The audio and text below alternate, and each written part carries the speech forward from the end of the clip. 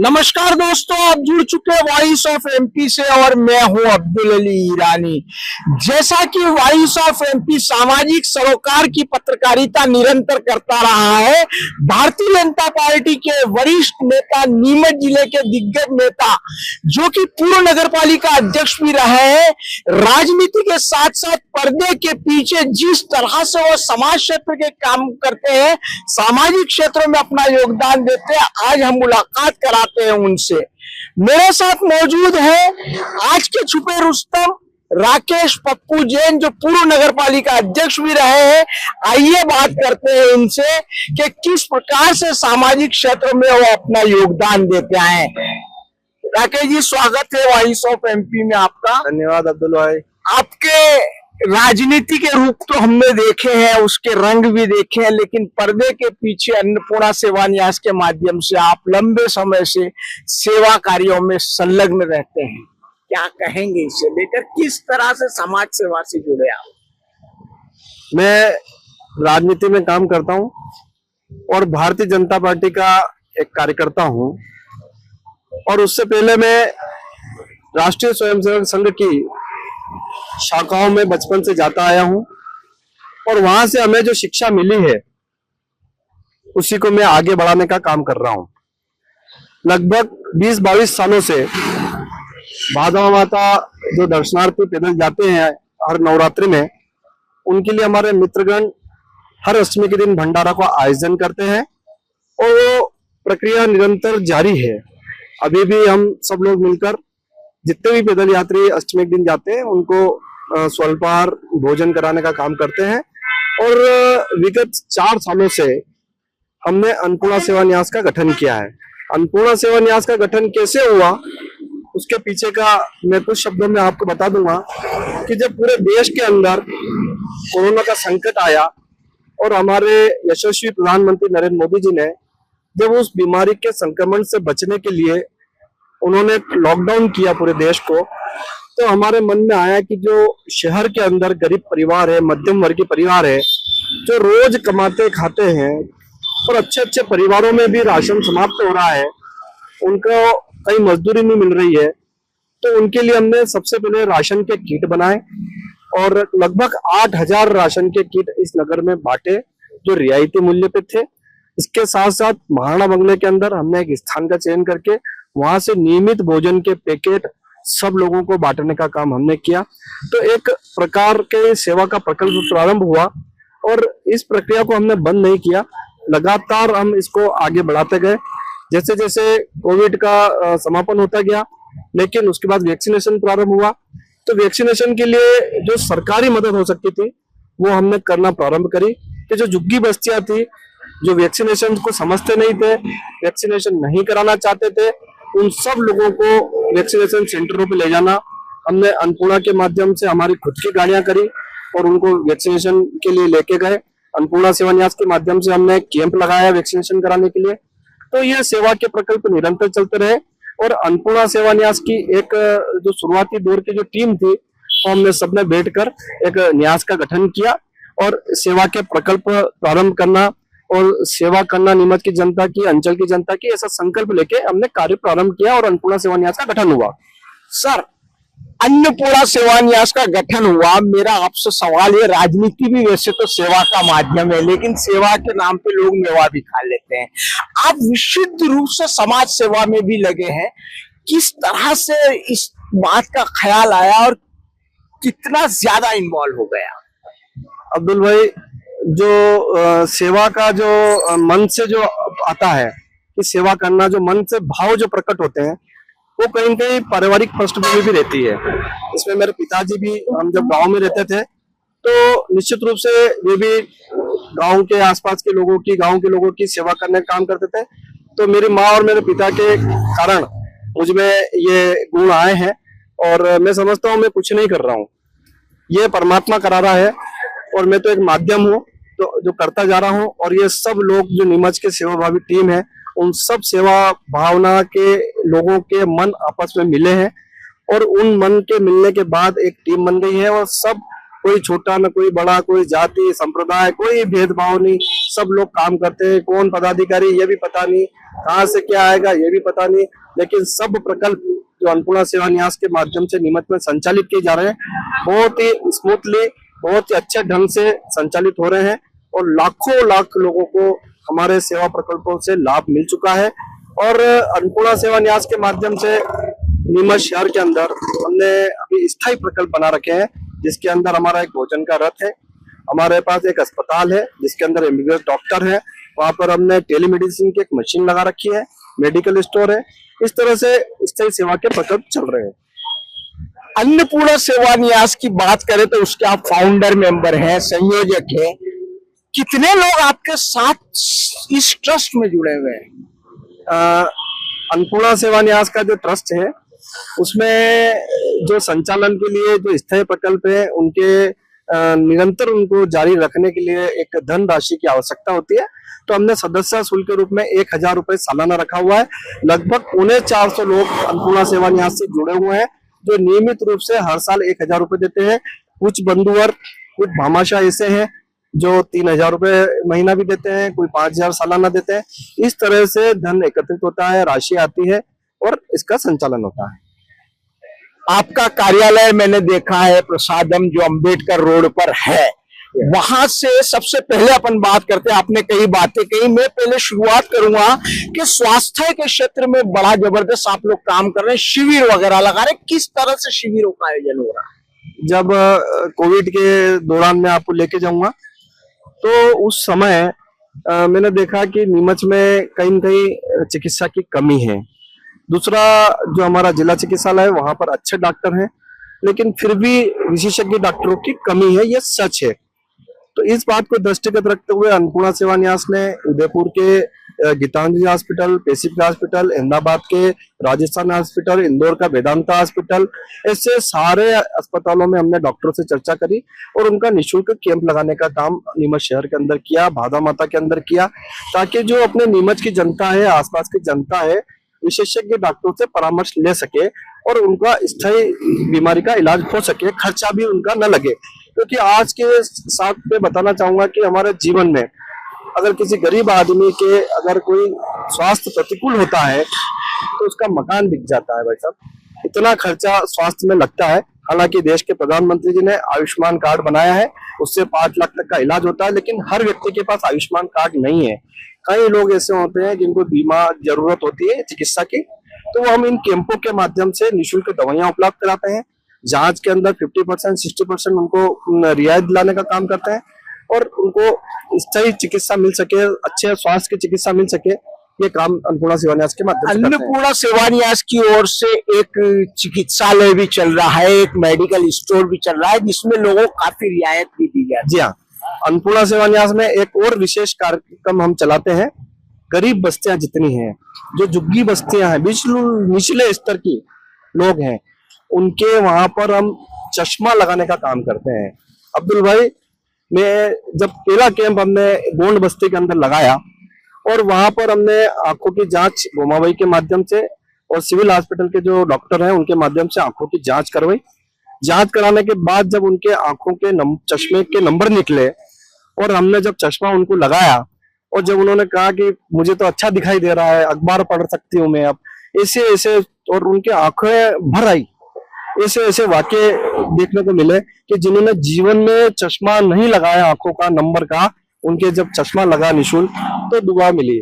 और ये सब संभव हुआ एक टीम वर्क के कारण, एक सभी लोगों का जो अन्नपूर्णा से जुड़े हुए हैं उनके मनों के भावों के कारण, और जो दानदाता है उनका भी बड़ा योगदान रहता है, क्योंकि बिना अर्थ के कोई सेवा का प्रकल्प नहीं चल सकता। तो इस तरह के जो चश्मा लगाने के कार्य हमने किए हैं वो नीमच के लगभग सारी बस्तियों में किए हैं। मेडिकल भी चल रहा है। और उसके बाद उन चश्मा लगाने के बाद अगर किसी के मोतियाबिंद का अगर ऑपरेशन पता चलता है कि भाई इसको मोतियाबिंद है, तो हमने मोतियाबिंद के निःशुल्क ऑपरेशन कराने का काम भी किया। अन्नपूर्णा सेवा न्यास का सबसे पहला स्थायी प्रकल्प था अन्नपूर्णा मेडिकल, जिसका कंसेप्ट ये है कि वहां पर जेनरिक और इथिकल दवाइयां रहती हैं। जेनरिक दवाइयों के अंदर हम 80-90% 100% तक का वहां पर छूट देते हैं, और जो इथिकल दवाइयां होती है हमको 20% लेस आता है।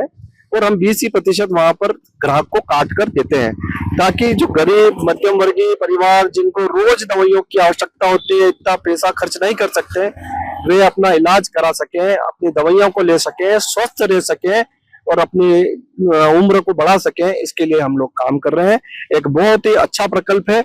आपके माध्यम से मैं कहना चाहता हूं कि नीमच में ये प्रकल्प सफलतापूर्वक संचालित लगभग 3.5 साल से हो रहा है।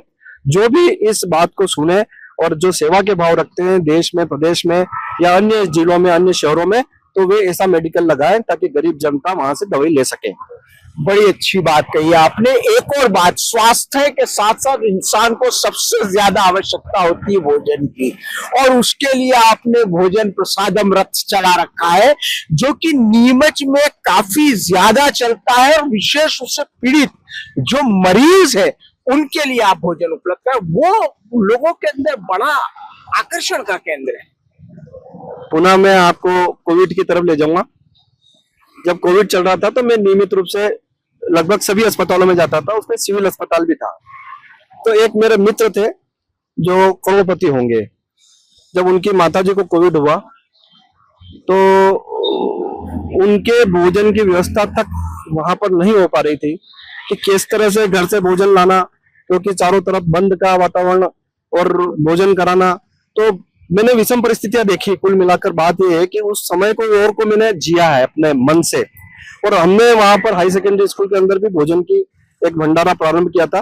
जितने कोविड के अंदर पेशेंट रहते थे, उनके साथ अटेंडर रहते थे, उनको भोजन कराने का काम भी करते थे। उसी दिन निर्णय कर लिया था कि नीमच के जितने अस्पताल हैं, जिला चिकित्सालय, प्राइवेट अस्पताल, उनमें जितने भी पेशेंट हैं, उनके साथ जितने अटेंडर आए, उन सबको भोजन कराएंगे। उसके बाद हमने इस योजना को बनाया कि किस तरह से कराया जा सकता है, कैसे खाना परोसा जा सकता है, थाली किस तरह की होगी, गाड़ी किस तरह की होगी, गर्म खाना मिले। ये सारे बिंदुओं पर चर्चा करके निष्कर्ष ये निकला कि अन्नपूर्णा सेवा रथ बना, और हमने प्रसादम उसका नाम रखा कि जो भगवान द्वारा दिया गया भोजन वो प्रसाद के रूप में आप ग्रहण करिए। और आज ये बहुत ही सफलतापूर्वक लगभग 4 लाख लोगों को अभी तक भोजन करा चुके हैं। इसी कड़ी में मैं देख रहा हूँ जहां हम लोग बैठे कनावटी रोड पे अन्नपूर्णा राम रसोई, जो श्रद्धालु धार्मिक दर्शन के लिए जा रहे हैं, सभी को आप लोग भोजन करा रहे हैं। सत्य सनातन धर्म की जय हो। हमारे जो भारत भूमि है इसकी बहुत संस्कृति महान है, यहाँ की परंपराएं और यहाँ के संस्कार बहुत ही अद्भुत है। दुनिया में ऐसा कोई देश नहीं है जहाँ पर इतनी लंबी पैदल धार्मिक यात्रा होती हो। राम देवरा नीमच से लगभग 650 किलोमीटर है, और जो यात्री यहाँ से होकर गुजरते हैं वो आगे से कितने किलोमीटर से आ रहे हैं इसका पता नहीं। कोई 500 से आ रहा, कोई 600 किलोमीटर से आ रहा, और जाते हैं, इधर से निकलते हैं। तो उनकी खुदमत करने का, उनके सम्मान करने का, उनका स्वागत करने का हमको अवसर मिला है। उनको हम भोजन कराने का काम करते हैं। यहाँ पर स्वल्पाहार की व्यवस्था है, 24 आवर्स चाय की व्यवस्था है, डॉक्टर यहाँ पर विराजते हैं, ताकि जो पैदल यात्री आते हैं, किसी को बुखार आता है, किसके पाँव में छाले हो जाते हैं, अनेक कठिनाइयां उनके जीवन में आती है, तो कोशिश करते हैं कि उनका अच्छे से उनके इलाज करा सकें, उनको भोजन करा सकें। पर्याप्त पानी की सुविधा है, रात्रि विश्राम की यहाँ पर व्यवस्था है। लगभग कल 125 लोग यहाँ पर रात्रि विश्राम किया। सबके नींद अच्छी आए, मच्छर न काटे, इसकी भी व्यवस्था हमने, कूलर लगा रखे हैं, दवाई छिटकने का काम जितना मैक्सिमम हमसे मदद हो सकती है वो करने का प्रयास कर रहे हैं। और ये बहुत सारे लोग, बहुत सारे नीमच की जनता इसमें अपना अहम योगदान देती है। मैं उनको कोटि कोटि धन्यवाद देता हूँ, उनके चरणों में वंदन करता हूँ कि वे ऐसे भंडारों में अपना योगदान देते हैं, सहयोग करते हैं। बहुत बहुत धन्यवाद देता हूँ।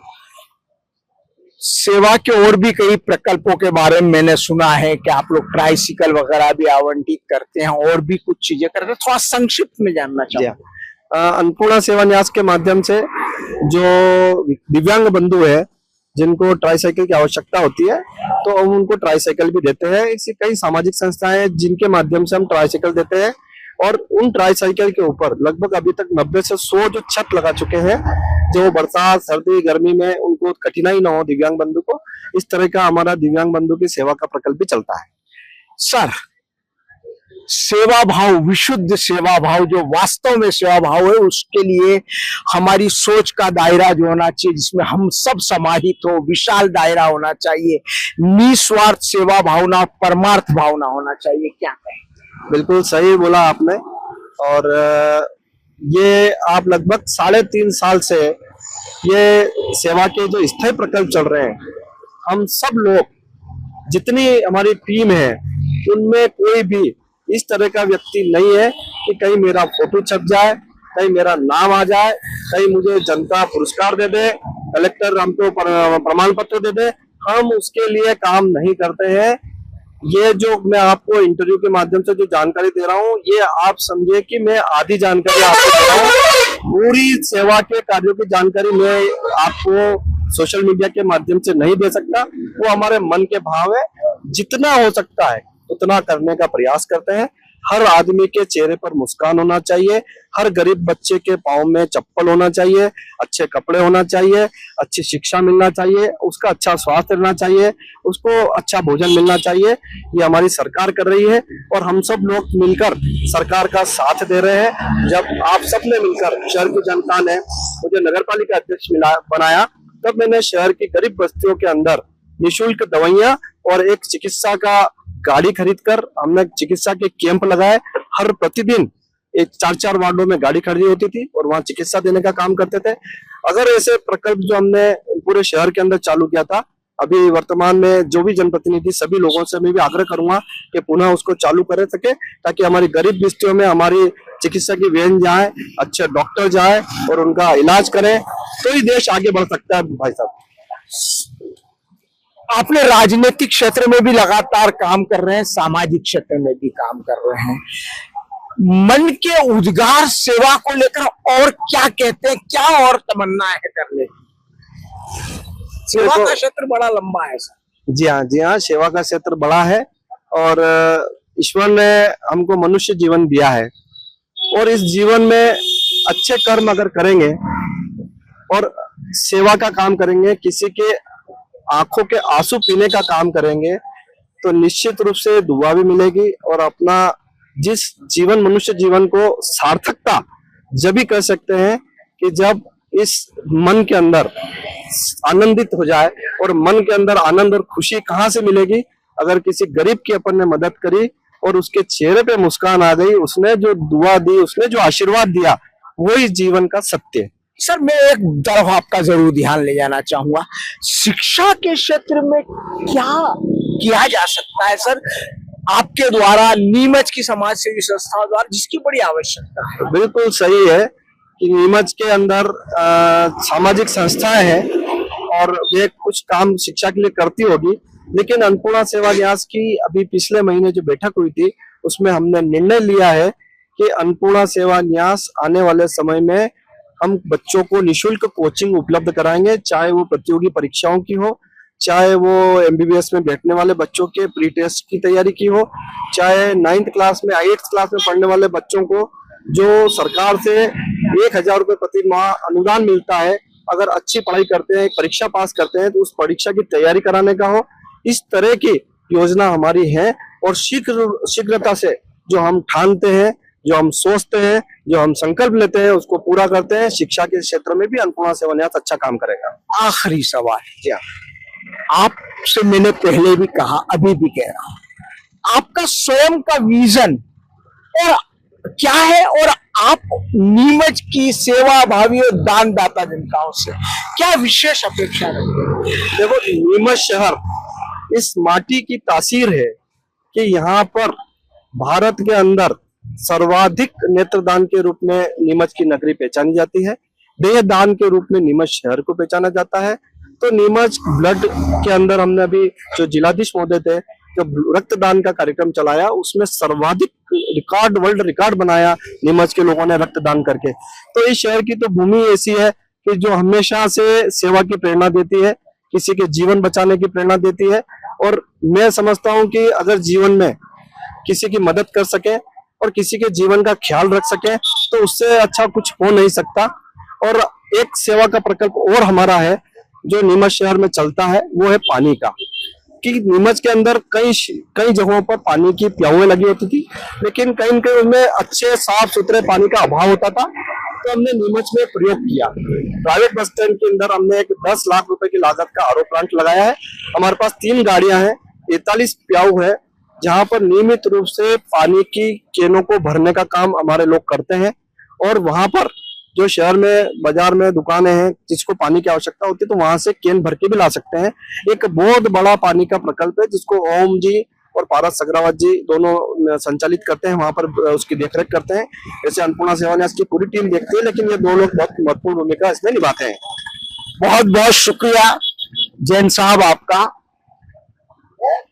राकेश जी पप्पू जैन जो अन्नपूर्णा सेवा न्यास के माध्यम से और अपने व्यक्तिगत इन्वॉल्वमेंट को लेकर सेवा भावना के साथ पीड़ितों की आंखों के आंसू पोंछना चाहते हैं, हर चेहरे पर खुशी देखना चाहते हैं। नीमच सेवा भाव से परिपूर्ण नागरिकों की धरती है, यहाँ पर बेशुमार दानदाता है और ऐसे में राकेश जी पप्पू जैन जैसे व्यक्तित्व पूरी तन मन धन से सेवा भाव में लगे हुए हैं, सेवा कार्यों में जुटे हुए हैं। वॉइस ऑफ एमपी के लिए मेरे सहयोगी विनोद गुर्जर के साथ अब्दुल अली ईरानी।